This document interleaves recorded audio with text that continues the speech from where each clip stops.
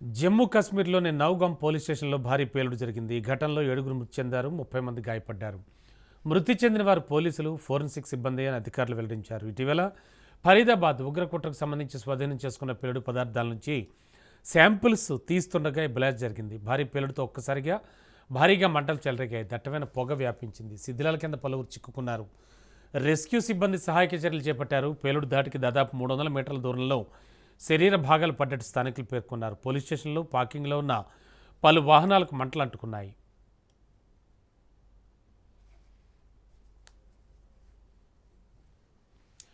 ఇటీవల హర్యానా, జమ్మూ కాశ్మీర్ పోలీసుల జాయింట్ ఆపరేషన్లో భాగంగా ఫరీదాబాద్లోని ఓ ఇంట్లో సోదాలు నిర్వహించారు. అక్కడ 360 కిలోల పేలుడు పదార్థాలతో పాటు పలు ఆయుధాలని పోలీసులు స్వాధీనం చేసుకుని నౌగాం పోలీస్ స్టేషన్కు తరలించారు. ఈ పేలుడు పదార్థాల నుంచి శాంపిల్స్ సేకరిస్తుండగా బ్లాస్ట్ జరిగిందని అధికారులు పేర్కొన్నారు. పేలుడు జరిగిన ప్రాంతం నుంచి మృతదేహాలను స్వాధీనం చేసుకున్నట్లు తెలిపారు. చనిపోయిన వారిని ఇంకా గుర్తించలేదన్నారు. శ్రీనగర్లోని పోలీస్ కంట్రోల్ రూమ్కు మృతదేహాలు తరలించారు. 24 మంది పోలీసులు, 4 పౌరులు శ్రీనగర్లోని పలు ఆసుపత్రుల్లో చికిత్స పొందుతున్నట్లు అధికారులు చెప్పారు. భారీ పేలుడుతో పోలీస్ స్టేషన్ భవనం ధ్వంసమైంది. చిన్న చిన్న పేలుళ్లు వరుసగా చోటు చేసుకోవడంతో రెస్క్యూ ఆపరేషన్కు ఆటంకం కలిగినట్లు అధికారులు చెప్పారు. పేలుడుకు గల కారణాలపై అధికారులు దర్యాప్తు చేపట్టారు. ఇదే అంశానికి సంబంధించి మరింత అదనపు సమాచారం మా కరెస్పాండెంట్ మధు, మా క్రైమ్ బ్యూరో చీఫ్ మధు అందిస్తారు. మధు, యాక్చువల్లీ ఏమైనా అప్డేట్స్ వచ్చాయా మనం మాట్లాడుకున్న తర్వాత? జరుగుతుంది ఏంటి, ఏం చెప్తున్నారు? కొనసాగుతుంది రమణ. ఇప్పటి వరకు చూసుకుంటే మాత్రం చనిపోయినటువంటి వారి సంఖ్య అయితే ఇంకా బయటికి రాలేదు. ఇప్పటి వరకు 7గురు చనిపోయారు. ఒక 20 మందికి పైగా తీవ్ర గాయాలైతే అయ్యారు. ఆ బ్లాస్ట్ కి సంబంధించి ఆ బ్లాస్ట్ ఎలా అయితే జరిగిందో ఆ జరగడం గల కారణాలు ఏంటి అనేది ఇప్పుడు మిస్టరీగా మారింది. ఆ మిస్టరీని ఛేదించే పనిలో అయితే ప్రస్తుతం పోలీసులు పడ్డారు. ఏదైతే పట్టుబడినటువంటి ఫరీదాబాద్ లో పట్టుబడినటువంటి అమోనియం నైట్రేట్ ఏదైతే ఉందో అది పూర్తిగా కూడా బాంబ్ బ్లాస్ట్లలో వాడేటటువంటి పదార్థం. సో దాన్ని తీసుకొని వచ్చి ఇప్పుడు పోలీస్ స్టేషన్ లో పెట్టడం, ఆ పోలీస్ స్టేషన్ లో పెట్టిన తర్వాత అందులోనూ వాండెడ్ ఏదైతే ఉందో పోలీస్ స్టేషన్ కి సంబంధించి అదంతా కూడా పూర్తిగా చలిగా ఉన్నటువంటి ఏరియా. అంటే చలికాలం, అందులోనూ అక్కడ చలి తీవ్రత ఎక్కువగా ఉంటుంది. అర్ధరాత్రి సమయంలో అంత ఇంపార్టెంట్ గా, అంత అర్జెంట్ గా ఎందుకని వాటిని తనిఖీ చేయాల్సి వచ్చింది? తనిఖీ చేసేటటువంటి క్రమంలో జరిగినటువంటి మిస్టేక్ ఏంటి? అండ్ మోర్ ఓవర్ ఆ తనిఖీ చేసే క్రమంలో అక్కడికి బాంబ్ స్క్వాడ్ కానీ లేకపోతే ఎవరైనా నిపుణులు సమక్షంలోనే తనిఖీ చేశారా అనేది కూడా చాలా కీలకం. ఎందుకంటే బాంబ్ స్క్వాడ్ లేకుండా కేవలం అక్కడ ఉన్నటువంటి లా అండ్ ఆర్డర్ పోలీసులు ఎవరైతే ఉన్నారో వారి సమక్షంలోనే ఆ తనిఖీలు చేసి ఉంటే మాత్రం ఖచ్చితంగా కూడా బై మిస్టేక్ బ్లాస్టింగ్ జరిగే అవకాశం ఉంది. కానీ ఇప్పుడు జరిగిన ఈ విస్ఫోటనం ఏదైతే ఉందో ఆ బ్లాస్టింగ్ కి ప్రధాన కారణాలు ఏంటి అనేది మాత్రం ఇంకా తెలియాల్సింది రమణ. రైట్ నౌ చూడాలి, ఇన్వెస్టిగేషన్ గోయింగ్ ఆన్ కాబట్టి ఒక ఈరోజు ఈవినింగ్ వరకు కూడా ఎందుకు ఈ బ్లాస్టింగ్ జరిగింది, బ్లాస్టింగ్ జరగడానికి గల కారణాలు ఏంటి అనే దాని మీద ఒక క్లారిటీ వచ్చే అవకాశం అయితే కనిపిస్తుంది రమణ. మధు, జనరల్గా ఇలాంటివి జరిగినప్పుడు పోలీసులు ప్రాథమిక నిర్ధారణ అంటే బేసిక్గా ఏం జరిగింది అనేది ఒక నిర్ధారణకు వస్తారు. అలా ఏమైనా వచ్చారా? ఏం చెప్తున్నారు? వాళ్ళ వెర్షన్ ఏంటి అసలు? అంటే ఇక్కడ ఒకటి పూర్తిగా కూడా జరిగినటువంటి బ్లాస్టింగ్ లో తనిఖీలు చేసేటటువంటి టైం ఏదైతే ఉందో ఆ టైంలో అర్ధరాత్రి తనిఖీలు చేస్తున్నారు. అక్కడ తనిఖీలు చేస్తున్నటువంటి క్రమంలోనే ఈ బ్లాస్టింగ్ జరిగింది అనేది ఫస్ట్ ఇన్ఫర్మేషన్ రిపోర్ట్. అది సో ఆ ఫస్ట్ ఇన్ఫర్మేషన్ రిపోర్ట్ ప్రకారం అయితే పూర్తిగా కూడా దీనికి కుట్ర కోణం అనేది లేదు, కేవలం తనిఖీలు చేస్తున్నారు. ఆ తనిఖీలు చేస్తుండగానే ఈ బ్లాస్టింగ్ జరిగింది అనేది ప్రాథమికంగా అంచనాకు వచ్చారు. కానీ అదే కన్ఫర్మేషన్ అయితే చేసుకోవట్లేదు. ఒకవైపు దర్యాప్తు జరుపుతుండగానే మరోవైపు దీంట్లో ఉగ్రకోణం ఏదన్నా ఉందా అనేది కూడా కీలకం. ఎందుకంటే పోస్టర్లు కూడా వెళితే అతి త్వరలో భారీ బ్లాస్టులు జరుగుతాయి అనేటటువంటి పోస్టర్లు ఏవైతే ఉన్నాయో ఆ పోస్టర్లు కూడా ఉన్న ఆ కేసు కూడా పూర్తిగా కూడా ఇదే పోలీస్ స్టేషన్ లో నమోదై ఉన్న నేపథ్యంలోనే దానికి వీటికి ఏదైనా లింకులు ఉన్నాయా అనేది కూడా ఇప్పుడు బయటికి రావాల్సినటువంటి విషయం. సో ఆ కేసు ఉంది. అండ్ మరోవర్ ఈ పేలుడు పదార్థాలు కూడా ఇక్కడే దొరకడంతో ప్రస్తుతం ఇన్వెస్టిగేషన్ అయితే మొదలు పెట్టారు. ఇన్వెస్టిగేషన్ లో భాగంగానే ప్రస్తుతం పోలీసులు దీనికి సంబంధించినటువంటి పూర్తి స్థాయి ఆధారాలన్నింటినీ కూడా బయటికి తీసే పనిలో పడ్డారు. కాబట్టి చూడాలి, వితిన్ 2-3 అవర్స్ లోనే పోలీసు ఉన్నతాధికారులు బ్లాస్ట్ కి సంబంధించినటువంటి క్లారిటీ ఇచ్చే అవకాశం ఉంది. మనకున్న ఇన్ఫర్మేషన్ ప్రకారం అదైతే పోలీస్ స్టేషన్ లో ఉన్నటువంటి అమోనియం నైట్రేట్ ను అక్కడ ఉన్నటువంటి పోలీసులు తనిఖీ చేసేటటువంటి క్రమంలోనే ఈ బ్లాస్ట్ జరిగింది అనేది ఒక ప్రాథమిక అంచనా అయితే వచ్చారు Ramana. Okay, thank you Madhu. ఇక జూబ్లీహిల్స్ ఉప ఎన్నికల్లో మైనార్టీ ఓట్లతో కాంగ్రెస్ గెలిచిందని ఎమ్మెల్సీ అంజిరెడ్డి విమర్శించారు. గత ఉప ఎన్నికల్లో డిపాజిట్లు తెచ్చుకొని కాంగ్రెస్ అధికారంలోకి వచ్చిందని అన్నారు. తెలంగాణలో కాంగ్రెస్కు ప్రత్యర్థి బీజేపీ అని అన్నారు. జూబ్లీహిల్స్ ఉప ఎన్నికపై సమీక్ష చేసుకుంటామన్న ఎమ్మెల్సీ అంజిరెడ్డితో మా ప్రతినిధి రాజు ఫేస్ టు ఫేస్. ఉప ఎన్నికల్లో బీజేపీ ఘోర పరాభవం ఎదురైనటువంటి పరిస్థితి అయితే ఉంది. డిపాజిట్లు కూడా దక్కించుకున్నటువంటి సిచ్యువేషన్కు పడిపోయినటువంటి పరిస్థితి అయితే ఉంది. ఎందుకు ఇటువంటి సిచ్యువేషన్ ఎదురైంది? గ్రేటర్లో బలంగా ఉన్నాం, అంతేకాకుండా నగర ప్రాంతాల్లో బీజేపీ ఓటు బ్యాంకు అధికంగా ఉంటుంది అని చెప్పుకునేటటువంటి బీజేపీకి ఇటువంటి స్థితి ఎందుకు వచ్చింది అనేది కూడా తెలుసుకునేటటువంటి ప్రయత్నం చేద్దాం. మనతో పాటు ఎమ్మెల్సీ అంజిరెడ్డి గారు ఉన్నారు. సార్, ఏంది ఈ యొక్క గత ఎన్నికలతో పోలిస్తే దాదాపు 8,000 ఓట్లు పడిపోయినటువంటి పరిస్థితి ఉంది, ఎందుకు?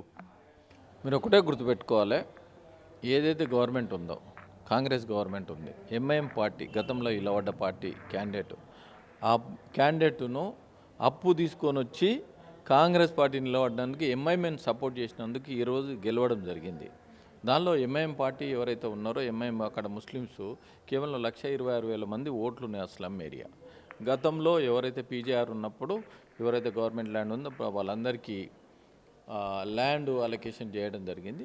దాంతో వీళ్ళు గెలవడం జరిగింది. ఒకటే ఏంటంటే జూబ్లీ హిల్స్లో కేవలం ఏంటంటే ఒక 75,000 తప్ప మిగతా అన్ని స్లమ్ ఏరియాస్లో అక్కడ ఓటింగ్ శాతం చాలా తగ్గింది, 48% అదేవిధంగా మీరు ఒకటే గుర్తుపెట్టుకోండి, గతంలో ఈ కాంగ్రెస్ గవర్నమెంట్ వచ్చిన తర్వాత 6 నెలలకు ఎలక్షన్ జరిగింది. 6 నెలలకు ఎలక్షన్ జరిగినప్పుడు ఒక ఎంఐఎం పార్టీ ఎంపీ సీట్ తీసేస్తే 16 సీట్లు ఉండే. 16 సీట్లో వాళ్ళకు పోటాపోటీగా మేము 8 సీట్లు గెలిచినాం.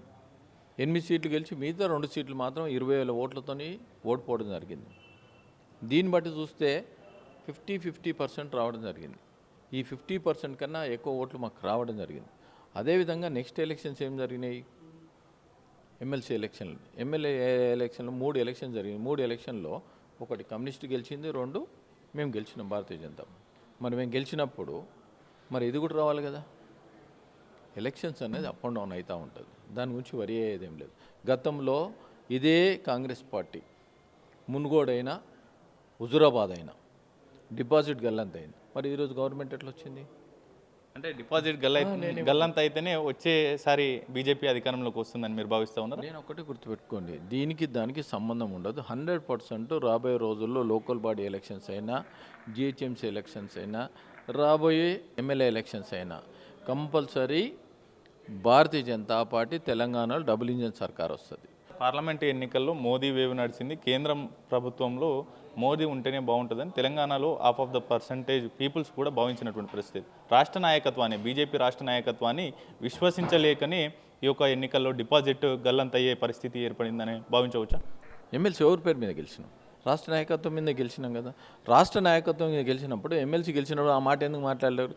ఈరోజు ఏదైతే డిపాజిట్ పోయిందని అంటారో మీరు దానిలో మీరు ఒకటే ఆలోచించుకోండి, 126,000 ముస్లిమ్స్ ఓట్స్ ఉన్నాయి. ముస్లిం ఓట్ల సపోర్ట్తో ఈరోజు గెలిచినావు నువ్వు. స్లమ్ ఏరియాలో ఎవరైతే ఉన్నారో ముస్లిం ఓట్స్ తాయిలాలు అన్నీ ఇచ్చి ఈరోజు గెలవడం జరిగింది. దానికి ఆధారపడి మాకు ఇట్లా అట్లా అని మాకు ఎప్పుడు ఆధారపడే అవసరం లేదు. మేము ఫైటింగ్ పోతూ ఉంటాం, మా రూట్ మాకే ఉంటుంది. దేశం కోసం, ధర్మం కోసానికి పాటుపడి అవినీతి లేకుండా నడిపించే ఈరోజు 20 రాష్ట్రాల్లో అవినీతి లేకుండా ఉన్నది. కాంగ్రెస్ ఇచ్చినటువంటి తాయిలాల కన్నా మోదీ చరిస్మా పనిచేయలేదా సార్? తాయిలాలే పనిచేసాయా?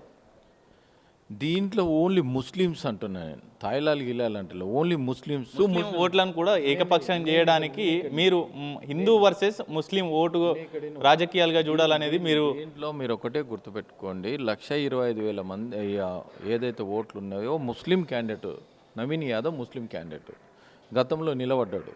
అబ్బాయికి 9,000 ఓట్లతో ఓడిపోవడం జరిగింది. అతనికి మళ్ళీ అతను తీసుకొని వచ్చి పార్టీలు తీసుకొచ్చి టికెట్ ఇవ్వడం జరిగింది. దీన్ని బట్టి అది అక్కడ గెలుపు ఖాయమైంది. ముస్లిం ఓటు బ్యాంకు పూర్తి స్థాయిలో ఏకపక్షంగా కాంగ్రెస్ పడడానికి బీజేపీ కారణం. ఎందుకంటే ప్రధానంగా అనేది కూడా బీఆర్ఎస్ ఆరోపిస్తూ ఉంది, ప్రధానంగా హిందూ వర్సెస్ ముస్లిం అనేటటువంటి ట్యాగ్ లైన్తో పెద్ద ఎత్తున మీ కేంద్ర మంత్రులు ప్రచారం చేశారు. ప్రధాన నేతలు కూడా కార్నర్ మీటింగ్స్లో ప్రధానంగా చెప్పినటువంటి అంశం. రాజకీయాల్లో నడుస్తూ ఉంటుంది. 82% ఉన్న హిందువులు ఏకతాటిగా అయినప్పుడు ఎవరు ఆపలేరు. సూర్యుని అరిచేత్తో సూర్యకిరణాలు ఎప్పుడైతే చేయడంలో బీజేపీ ఫెయిల్ అయిందా? అవన్నీ నడుస్తూ ఉంటాయి, అప్ అండ్ డౌన్ నడుస్తూ ఉంటాయి. దాని గురించి పెద్ద వరి లేదు. ఈ ఒక్క ఎలక్షన్ కోసం పెద్ద వరి లేదు. రాబోయే మేము గెలిచినప్పుడు ఎందుకు మాట్లాడలేము? అది మరి ఇదే ఎమ్మెల్సీగా నేను గెలిచినాను, అదేవిధంగా ఎంపీలు గెలిచినప్పుడు ఆ మాట ఎందుకని లేవు? జూబ్లీహిల్స్ ఎన్నికల్లో ఏ అంశాలు ప్రభావితం చేశాయని మీరు భావిస్తున్నారు? నేనేమంటాను, మేము విశ్లేషణ ఉంటుంది, మా అధ్యక్షులతో విశ్లేషణ ఉంటుంది. విశ్లేషణ తర్వాత మీకు అన్నీ చెప్తాం. ఏ అంశాల మీద ఎట్లెట్టుంది, ఏ అంశాల మీద ఎవరు ఓట్లు వేసారు, ఏ వింగ్ల వాళ్ళు ఓట్లు వేసారు, అవన్నీ చెప్తాం. ప్రధాన ప్రతిపక్షం బీఆర్ఎస్ఏ అనేది కూడా కేటీఆర్ చెప్తున్నటువంటి పరిస్థితి. దాంట్లో ఎట్లా చెప్తారు? చెప్పు. ఒక ఎంపీ సీట్ లేదు. మన ఎంపీ మేము 8 సీట్లు గెలిచినాం, ఎమ్మెల్సీ ఇన్ని సీట్లు గెలిచినాం. ప్రతిపక్షం అనేది ప్రజలు చూస్తారు. ప్రజల కోసానికి ప్రజల గురించి మాట్లాడేది పార్లమెంట్లో అయినా, ఇప్పుడు పార్లమెంట్లో మాకుంది, అవన్నీ ప్రజలు నిర్ణయిస్తారు. దాని గురించి పెద్ద వరి అయ్యే సమస్య లేదు. సార్, జూబ్లీహిల్స్ ఎన్నికల్లో క్యాండిడేట్ సెలక్షనే బూమరంగ్ అయిందా? అవన్నీ పార్టీ నిర్ణయిస్తారు. పెద్దలు ఏదైతే నిర్ణయించారో శిరసా వహించి మనం పనిచేయాలి. పనిచేయకు వాళ్ళు అనాలిసిస్ చేసి నిర్ణయిస్తారు. అనాలిసిస్ నిర్ణయించినప్పుడు మనం కష్టపడి గెలిపించే బాధ్యత మనది తీసుకోవాలి. ఇది ఓవరాల్గా ఎమ్మెల్సీ అంజిరెడ్డి గారు చెప్తున్నట్టు మాట. ఎట్టి పరిస్థితుల్లో అనేక అడ్డంకులు వస్తుంటాయి, ముందుకు సాగుతూనే ఉంటాం. వచ్చే ఎన్నికల్లో బీజేపీ సత్తా చూపిస్తామనేది కూడా వారు చెప్తున్నటువంటి పరిస్థితి అయితే ఉంది. కెమెరా పర్సన్ వెంకట్తో రాజ్ న్యూస్, హైదరాబాద్.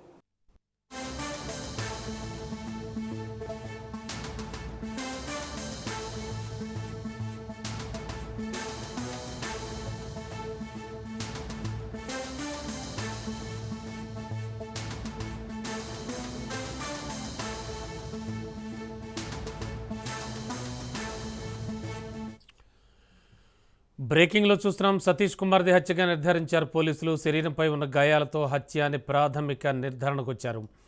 సతీష్ కుమార్ తల వెనక భాగంలో బలమైన గాయం ఉన్నట్లుగా గుర్తించారు. రైల్లోనే తలపై కొట్టి కిందకి తోసేసినట్లు అనుమానిస్తున్నారు. అర్ధరాత్రి 2 గంటల నుంచి 3 గంటల మధ్యలో ఈ ఘటన జరిగినట్లు అనుమానం పడుతున్నారు. సతీష్ హత్య కేసు దర్యాప్తు కోసం పోలీసు బృందాలు రంగంలోకి దిగాయి. సతీష్ కుమార్ది హత్య అని వైద్యులు కూడా ప్రాథమికంగా నిర్ధారించారు.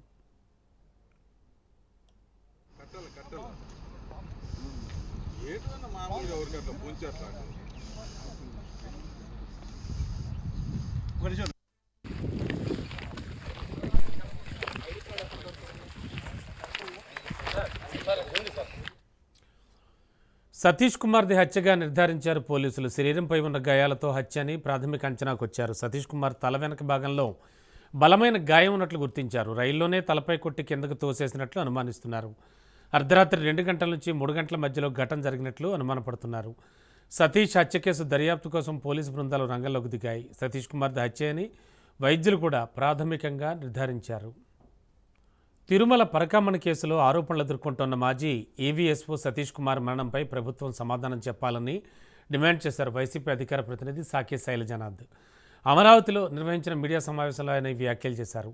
పరకామణి కేసును బయటకు తీసుకొచ్చిందే సతీష్ అని, సిట్ పేరుతో సతీష్ను తీవ్ర ఒత్తిడికి గురి చేశారన్నారు. ఈ అంశంపై సుప్రీంకోర్టు జడ్జితో విచారణ జరిపించాలని డిమాండ్ చేశారు ఆయన.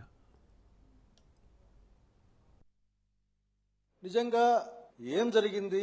4 రోజులుగా విచారణకి హాజరైన సతీష్ గారు విచారణ ముగిసిందో లేక విచారణ ఇంకా కొనసాగుతుందో నాకే తెలియదు, కానీ మొత్తం మీద ఆయన నేను ఎటువంటి తప్పు చేయలేదు అని చెప్పాడని ఎంక్వైరీ ఆఫీసర్లకు ఒక వార్త.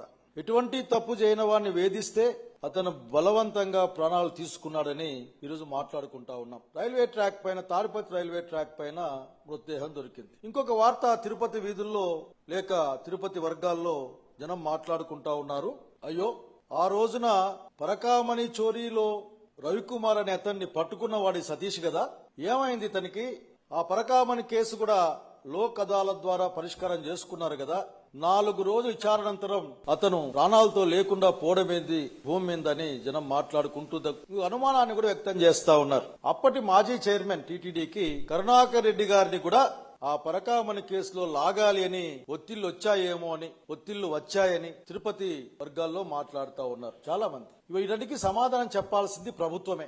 ఎందుకంటే ఒక కీలకమైన అంశం, అసలే తిరుపతిని దాదాపు రాజకీయాల కేంద్రంగా మార్చిన తర్వాత ప్రతి ఈవెంట్ కూడా రాజకీయంగానే అక్కడ రూపాంతరం చెందే కార్యక్రమంలో అది లడ్డు కావచ్చు, దర్శనం కావచ్చు, ఏదైనా సరే శ్రీవారిని నిజంగా శ్రీవారి భక్తులం మాలాంటి వాళ్ళం శ్రీవారిని రోజు రోజుకి రాజకీయాల్లోకి లాగడం చూసి మేము బాధపడతా ఉంటాం.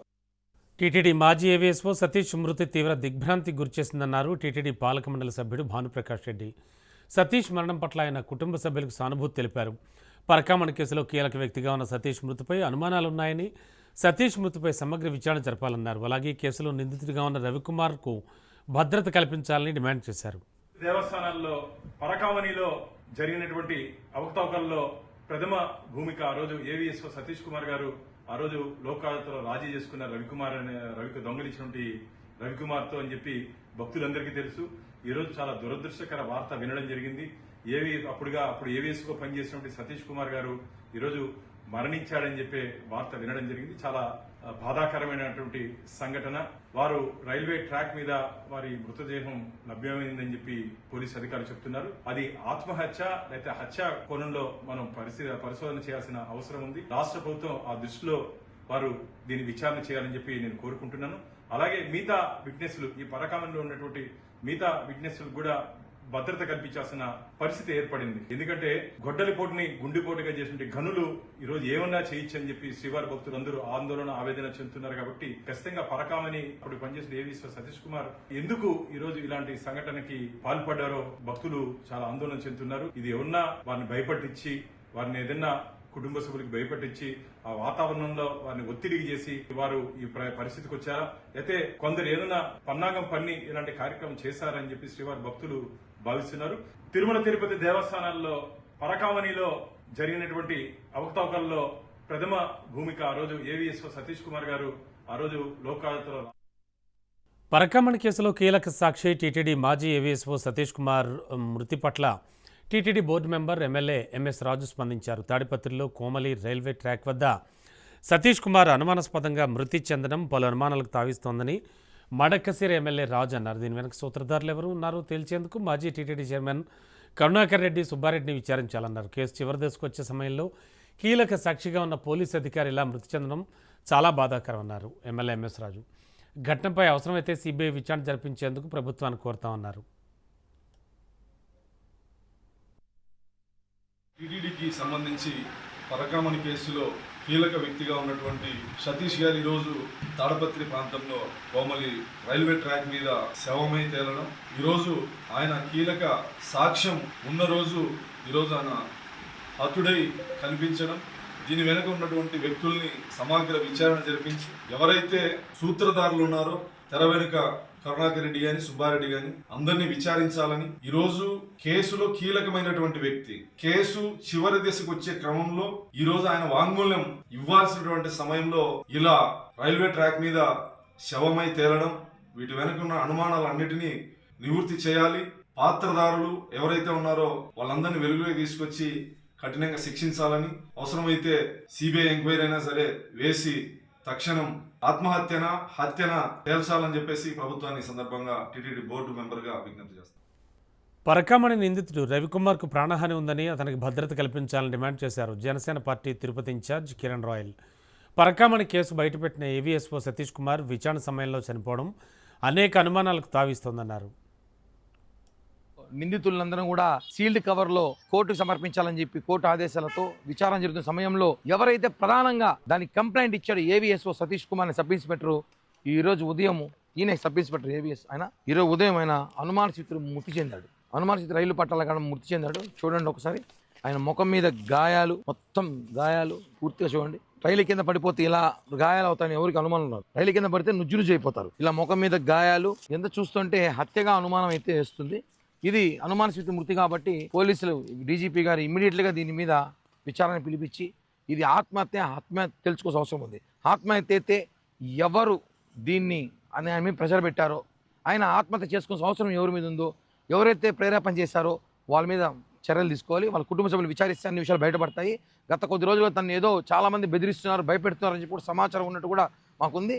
ఒకవేళ హత్య అయితే తెలిసిపోయి ఉంటుంది ఈ పాటికి ఎవరు హత్య చేశారో. ఎందుకంటే బాబాయ్నే లేపేసిన వాళ్ళకి ఇవన్నీ పెద్ద లెక్క కాదని చెప్పి కూడా ఆయన తెలియదు. యాదగిరిగుట్ట శ్రీ లక్ష్మీ నరసింహస్వామివారి దేవస్థానంలో భక్తులను నిలువు దోపిడీ చేస్తున్నారు వర్తకులు. కొండపై కొబ్బరికాయ కొనాలి అనుకుంటే 100 రూపాయలు చెల్లించాల్సిందే. ఇలా అధిక ధరలతో భక్తుల జేబులకు తూట్లు పొడుస్తున్న తీరుపై రాజ్ న్యూస్ కథనంతో అధికారులు స్పందించారు. ఆలయ ఈవో భాస్కర్రావు ఆదేశాల మేరకు దేవస్థానంలోని అన్ని షాప్స్ లీజ్ హోల్డర్లతో సమావేశం నిర్వహించి దుకాణదారులను కఠినతరం చేశారు. ప్రతి షాపులో విక్రయించే వస్తువుల ధరలను స్పష్టంగా చూపేలా స్థిర ధరల బోర్డులను ఏర్పాటు చేయాలన్నారు. భక్తులకు ఇబ్బందులు కలిగిస్తే జరిమానాలు, లైసెన్స్ నిలిపేసి లీజ్ రద్దు వంటి కఠిన చర్యలు తీసుకుంటామని హెచ్చరించారు. ఇక అన్ని షాప్ లీజ్ హోల్డర్లు ఎటువంటి మార్పు లేకుండా ఖచ్చితంగా సూచనలు పాటించాల్సిందే అన్నారు. నకిలీ పట్టా పాస్బుక్స్ ఆధారంగా 3.91 కోట్ల రూపాయలు మోసం చేసిన ఘటన నారాయణపేట జిల్లాలో చోటు చేసుకుంది.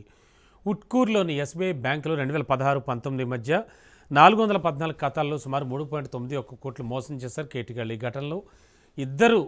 ఈ ఘటనలో 5 నిందితులను అరెస్ట్ చేసి రిమాండ్కు తరలించారు. Bank manager S R Nagaraju, cashier Mantha Naresh, మధ్యవర్తులు తిప్రాస్పల్లికి చెందినటువంటి సత్యనారాయణ, మాలి పటేల్, సోమిరెడ్డి, కుర్మిరెడ్డిలపై దర్యాప్తు కొనసాగుతోందన్నారు. ఇలాంటి వారిని కఠినంగా చట్టపరంగా శిక్షించాలని బాధితులు కోరుతున్నారు. ఉట్కూరు ఎస్బీఐ శాఖలో 2016 నుంచి 19 వరకు నకిలీ పట్టా పాస్ పుస్తకాలు సృష్టించి 414 ఖాతాలతో 3.91 కోట్ల అవకతవకలు పాల్పడిన 5గురిని అరెస్ట్ చేసి రిమాండ్కు తరలించినట్లు మక్తల్ సిఐ రామ్లాల్ ప్రకటించారు. ఈ కేసులో ప్రధాన నిందితులైన బ్యాంక్ మేనేజర్ ఎస్ఆర్ నాగరాజు, నారాయణపేటకు చెందిన క్యాషియర్ నరేష్, ఉట్కూరు మండలం తిప్రాస్పల్ గ్రామానికి చెందిన పూడూరు సత్యనారాయణ, ఉట్కూరు మండలం పెద్దపోర్లకు చెందిన మలీ పటేల్ సోమిరెడ్డి, మక్తల్ మండలం దండు గ్రామానికి చెందిన జి కుర్మిరెడ్డిని అరెస్ట్ చేసి రిమాండ్కు తరలించామన్నారు. బ్యాంక్ అధికారుల సహకారంతో నకిలీ పట్టా పుస్తకాలు, తప్పుడు ఖాతాల ఆధారంగా జరిగిన మోసంపై పూర్తి స్థాయిలో విచారణ కొనసాగిస్తామని వివరించారు. దర్యాప్తు జరిపి మరికొంతమంది నిందితులపై ఆధారాలు సేకరిస్తూ ఉన్నారు.